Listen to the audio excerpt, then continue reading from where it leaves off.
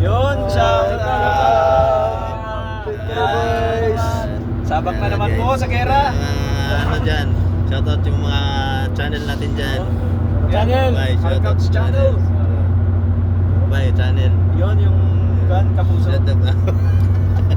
Meron pa Kapuso dyan, channel. shoutout sa dyan. Ayan si Subscribe din ngayon sa Bisdak TV channel. Yun, Bisdak TV channel guys. Bista ka? Bisdak Bisdak WTV. WTV guys. Shoutout natin yan guys ha. Alcaps channel. Alcaps channel also guys. Shoutout. Ano ka na pala ko dyan? Bista? Shoutout sa lahat ng vloggers dyan. Meron ka? Medyo? Matagal na to. Last year pa. Wala, hindi na ngayon. Yan guys ha. Don't forget yes ha. Shoutout natin yan guys. Kaps sa channel mo? Alcaps channel. Kaps. Isang ilang channel. Alcaps channels guys. Bisdak WTV. WTV. Yan guys. Shoutout natin yan. Padamang Akala ko kami guys. walang Alcaps eh. Maraming Alcaps wala. Talayin na kami man. Utang Alcaps na. Basta sa picture lang. Picture lang. Marami doon. Content. Pati spelling. Iba yung spelling niya. S, L, sa akin C. Alcaps. Ganun eh. Alcaps. Yan guys. Sa likod na guys. Apat o lima. Mga kasin ko. Sorry sa disturban dyan natin sa shoutout. Don't forget guys, Bonits TV vlog. Yan, guys.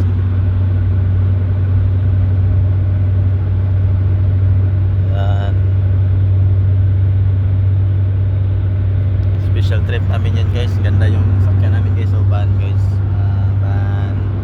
Special trip. Subukan ko rin sa pag wala akong mahanap dito. Kasi yung kasama ko nasa Taiwan. Sabi niya, wrong timing naman daw. Nagbakasyon ka na. Sabi niya sa akin. Bakit? Sabi ko, Pagkain namin guys. hiring kami ngayon. Legit pa, sabi niya. Sabi ko, ganun. Tingnan na ba yan? Eh, doon sa amin, nagpapan sila ng chips. Ah, sa jeep. Oo. Sabi nila sa akin, kahit high school graduate, pwede na, sabi niya. Tapos free pa, parang sa ako. Ano age limit doon? Parang dito lang eh. Pero pag ex-abroad ka, sagdan yung age mo. Dalawang medical dyan eh. May medical dyan sa Taiwan. Alam mo na ba? Oo. Bay, ano yung medical nila doon sa... Dalawang medical dyan, di ba, Mike? Hindi, pagdating mo ng... Sa parehas Taiwan? din sa Taiwan eh. Sa Taiwan. Yung experience ko, kasi Cebu kasi ako eh. Oo.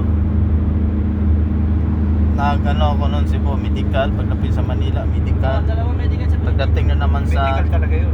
medical ulit sa Pero Taiwan. dugo lang naman sa... Ah. Taiwan yata eh. Ah. Hindi. Hindi. Wala natin, pwede ka papasok pa. X-ray. Ano na kasi ngayon? Yung iba na kasi yung X-ray ngayon. Ah. Yung hindi katulad dati na may ano, yung tawag no na graduation. Oo. Kasi every 3 months or 6 months di ka pwede mag-ano nun, diba? Yan, pwede na. Ngayon, wala na yun. May yung registration, may protection na sa registration. Kahit ilang araw ka pa mag-medical dyan, pwede na. 1 week, pwede kang medical ulit. X-ray.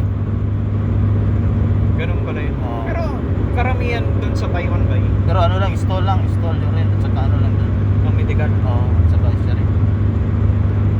Pwede na. Isusubukan ko rin kasi ito. Kasi iniisip ko rin yung ano, Ganda naman Taiwan, bay. yung anak ko kasi sabi niya sa akin. Ang alam niya, uwi na ako, hindi na ako babalik. Nakisaw ng Taiwan ha. Ang ano lang kasi doon magastos. Alam mo, Magastos. ang sabi ng kasama ko doon, ang starting ko 50. Magastos lang. Oo. Depende kasi sa Tapos, ano. malaki ng rate lang ngayon, 27 na. Oh, eh 27, equivalent yung 48, 50 Oo. sa peso. Sa peso. Oo. Tapos Tapos ang overtime pa. Hataw pang bumabanat ng OT. 80. Oo. Hataw pa 80K. ng OT doon. Kami doon. Hataw ng OT. 12 hours pasok namin doon. Sahod kami ng 2.5 noon. Isang araw lang yun. Pero 12 hours. ito lang, makakapag-ipon lang ako ng pang placement. Ganda doon. Ang problema lang kasi doon, bay, sa'yo lahat bibilhin. Sa'yo din yung magbayad ka ng kuryente. Parang dito rin.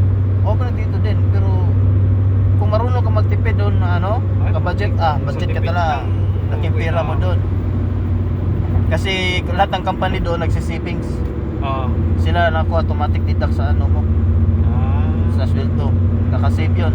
Mapakakuha mo yun libre 3 years. Pwede na. Hindi ka mawalan ng pera pag uwi mo. Kasi Ganda. karamihan naman ng kinukuha na ngayon kung ex-abroad ka, medyo yung age mo, Above na. tawag din, may exemption. Basta ex-abroad ka. Oo, Problema yun. Ako, 80 Lagi sa doon. Sabi nga nung kasama ko, akala ko babakasyon ka, sabi niya sa akin. Akala ko ka na dyan. Bakit sa, ano meron siya? Nag-hire kasi yung company sa Taiwan, sabi niya. Nandun siya.